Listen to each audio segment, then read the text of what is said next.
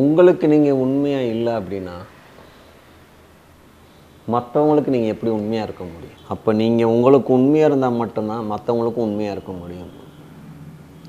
இந்த தன்மையை புரிஞ்சால் மட்டும்தான் இந்த லோகத்தில், இந்த உலகத்தில், அது எந்த உலகமாக இருக்கட்டும், எந்த உலகம்னா வேறு உலகம் நினச்சிட வேண்டாம்.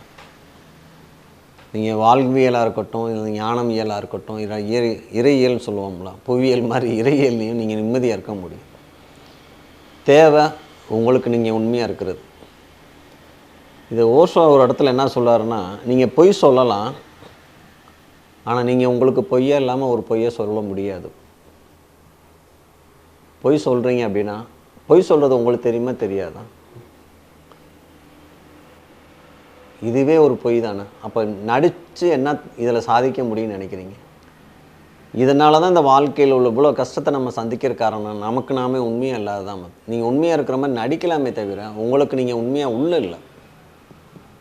அங்கே உண்மையாக இருந்தோம்னா வெளியில் உள்ள எல்லாமே சரியாகும். இது அனுபவபூர்வமாக கண்ட உண்மை. அங்கே தவறாக இருந்தால் நீங்கள் சந்திக்கிற எல்லாமே தவறாக தான் இருக்கும். ஒரு சின்ன உதாரணம் பாருங்கள். நல்லவங்களாம் அந்த பூமியில் வாழ முடியலை, அவங்களாம் பாவப்பட்டவங்களாக தான் ஆகுறாங்க, அவங்களுக்கான அந்த உண்மை அவங்களுக்கு கிடைக்கல அப்படின்னா நீங்கள் வெளியில் உண்மையாக தான் இருந்திருக்காங்க, உள்ள உண்மையாக இல்லைன்னு தான் அர்த்தம். கெட்டவனே நல்லா இருக்கும்போது நல்லவங்க எப்படி கெட்டு போவாங்க அப்படிங்கிற. வெளியில் நல்லவனை மாதிரி நடிக்கிறது பிரச்சனை கிடையாது, நீங்கள் உள்ள நல்லவனாக இருக்கணும். ஒரு ஞானி கூட தவறு செய்கிறாங்க அப்படின்னு நினச்சா அந்த தவறு கூட நன்மையாக முடியுங்கிறாங்க. ஒரு தவறு கூட நன்மையாக முடியும். ஒரு பயங்கரமான நோய் வாயில் பட்டிருக்காரு ஒருத்தனை வச்சுக்கோங்களேன், ஒரு ஞானி நினச்சா உடனே டேக்கப் பண்ணிடுவார், போதும் நீ கிளம்பிட. இப்போ நன்மையாக தீமையாது அவங்க செய்கிற தவறு கூட நன்மையாக இருக்கும். ஆனால் மனிதன் என்ன நினைக்கிறான், நன்மை செய்கிறேன்னு சொல்லி எல்லா உபத்திரமும் அவனால் முடிஞ்ச அளவு செஞ்சிட்ருக்கான். அழகாக போயிட்டுருக்க இந்த பிரபஞ்சத்தை, இந்த வாழ்வியெல்லாம் இந்த அளவுக்கு தடுமாற்றத்துக்கும் இந்த குழப்பத்துக்கும் யார் காரணம்னு நினைக்கிறீங்க? திருப்பி சொன்ன மாதிரி இந்த மாற்றத்தை உருவாக்கணும்னு நினைக்கிறீங்க தான் இந்த நிலைக்கு ஆளாக்கியிருக்காங்க. அவன் மாறாமல் இந்த உலகத்தை மாற்ற நினைக்கிறது எந்த அளவு சாத்தியக்கூறுது? நான் சொல்கிறேன், திருப்பி 2 பேருமே தப்பு பண்ணியிருக்காங்க ஒரு வகையில்.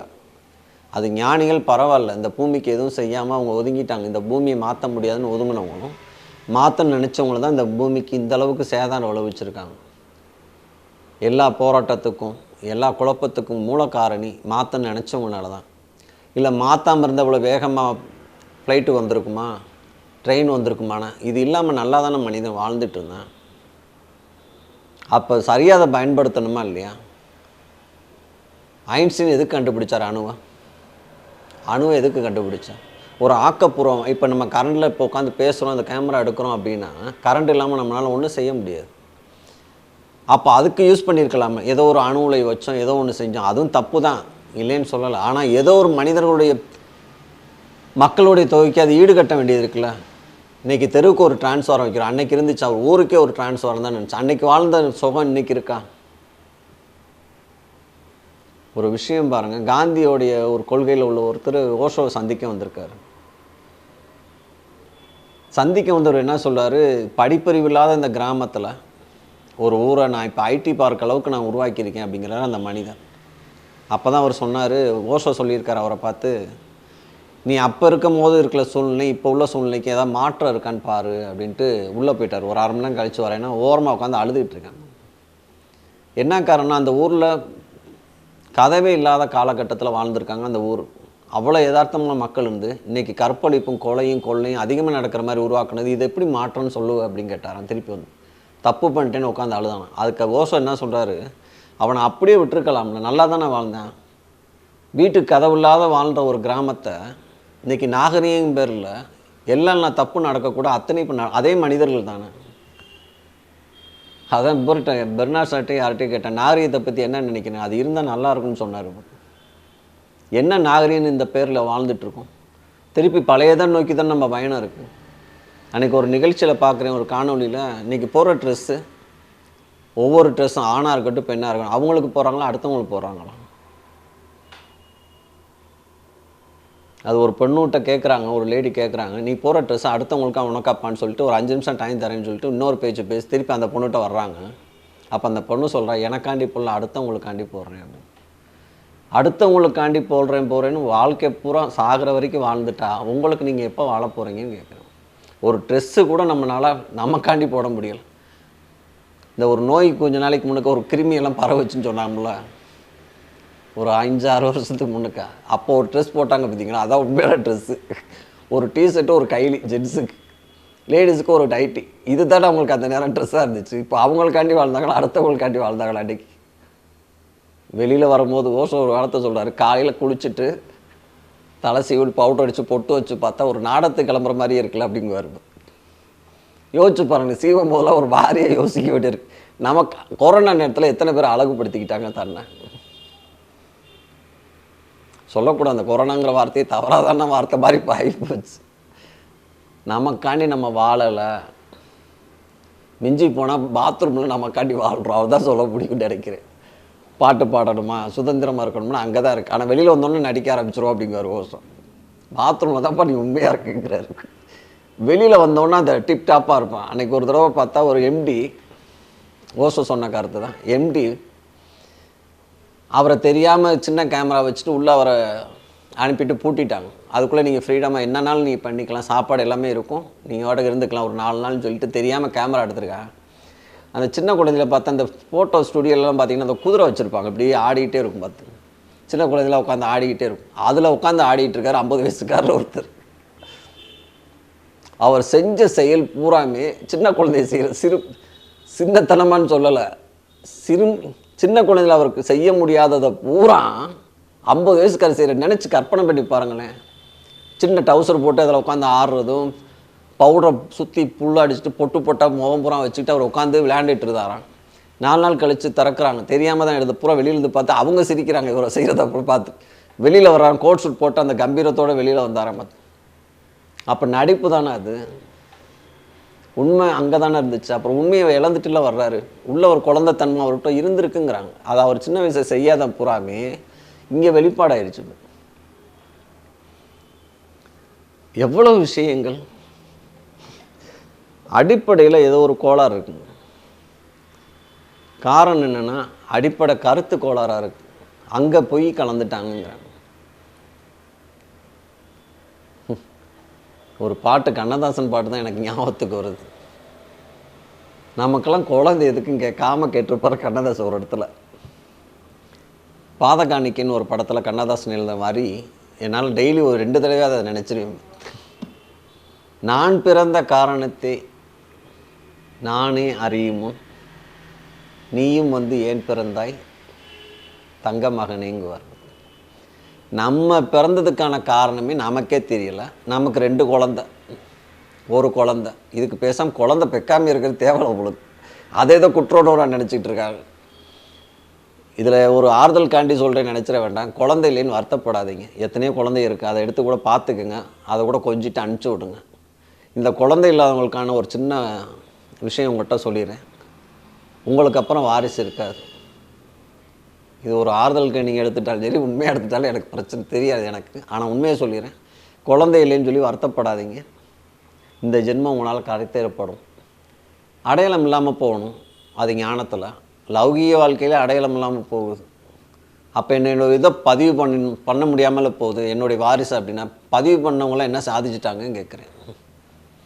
அப்படி உங்களால் ஒரு புத்த குழந்தை கொடுக்க முடியும்னா ஓகே. கோடான கோடி பேர் வந்துட்டு சும்மாலாம் இருந்துட்டாங்க, அதில் என்னத்தை கண்டோம்? கோடி கோடி எண்ணிருந்த கோடியை பார்த்துருச்சு இந்த பூமி. 1-2 பேர் தானே தலைச்சிருக்கோம். அப்படி ஒரு குழந்தை உங்கள் மூலமாக அப்படி வரணும்னு இருந்தால் கண்டிப்பாக உங்களுக்கு குழந்தை இருந்திருக்கணும். அதை அந்த மாதிரி வளர்த்துருக்கணும். ஓஷோடைய பாட்டி தான், அம்மாவுடைய அம்மா தான் வளர்த்தது. 11 குழந்தைகளை ஒரு வளர்க்கும் போது தாத்தா வைகிறாரு, நீ வித்தியாசமாக வளர்க்குற.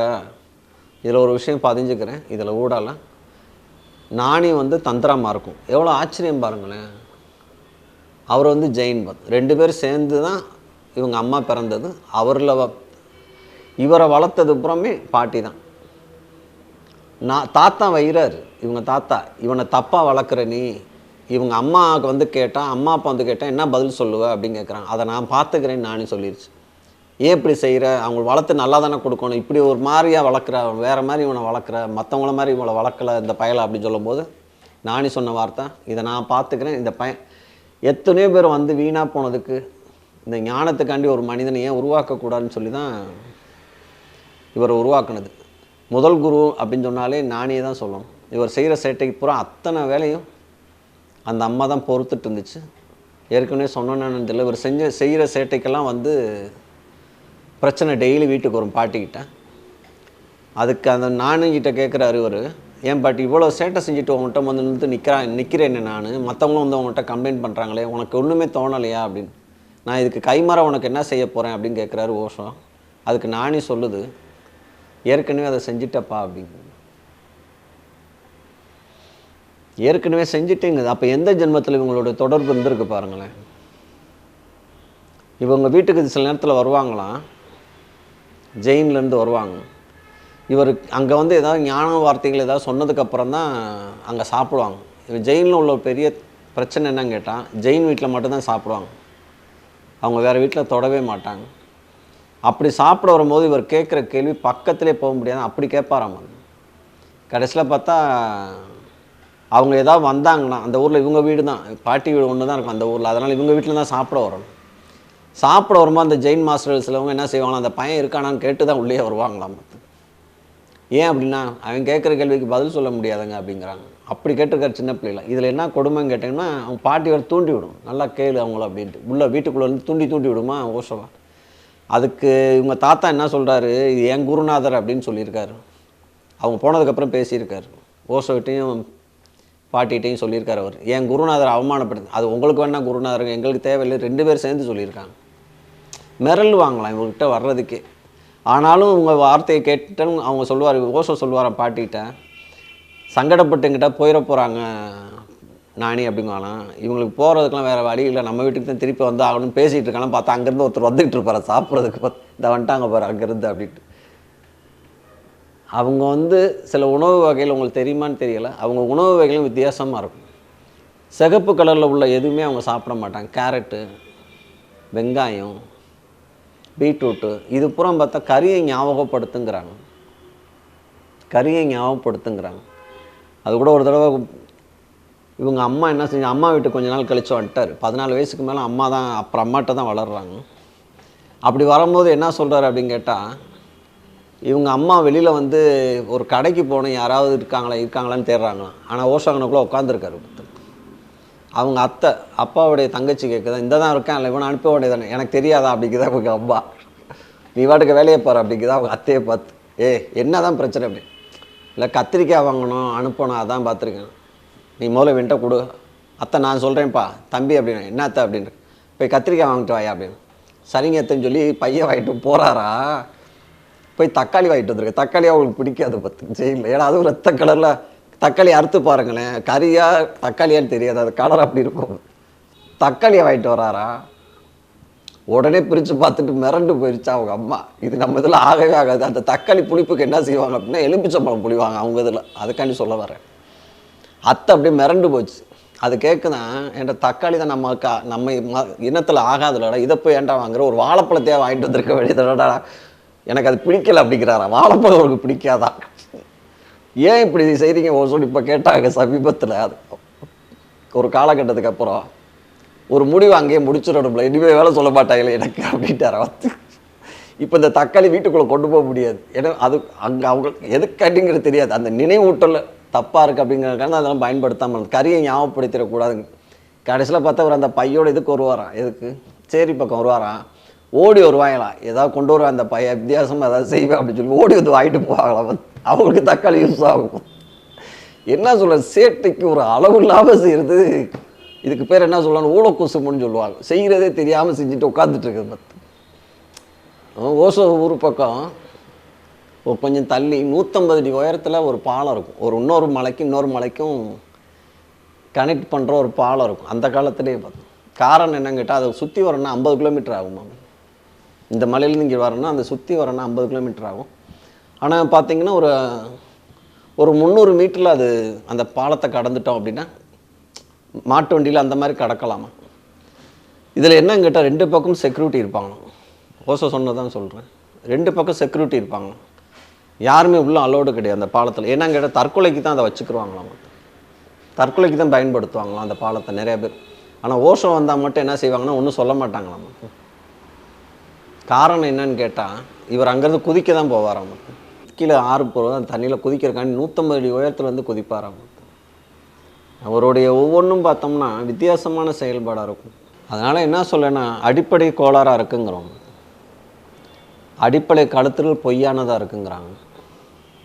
அதுக்கு நிறுவனம் எதுவும் வேணுமா? அடிப்படை கோளாறாக இருக்குது, அடிப்படை பொய்யா இருக்குது, நிறுவனம் வேணுமா? இன்றைய மனிதனை பார்த்தாலே போதும், அவன் என்ன நிலையில் இருக்கான் அப்படின்ட்டு. இதை விட வேறு என்ன நிறுவனம் தேவைப்படும் நினைக்கிறீங்க? இதை மாற்றி அமைக்க தான் இந்த பெரிய முயற்சி பண்ணிகிட்ருக்கோம். கண்டிப்பாக ஒரு பெரிய மாற்றம் நிகழும். அந்த மாற்றத்தில் நம்மளும் இருப்போம், மாறாமல். நன்றிகள் பல.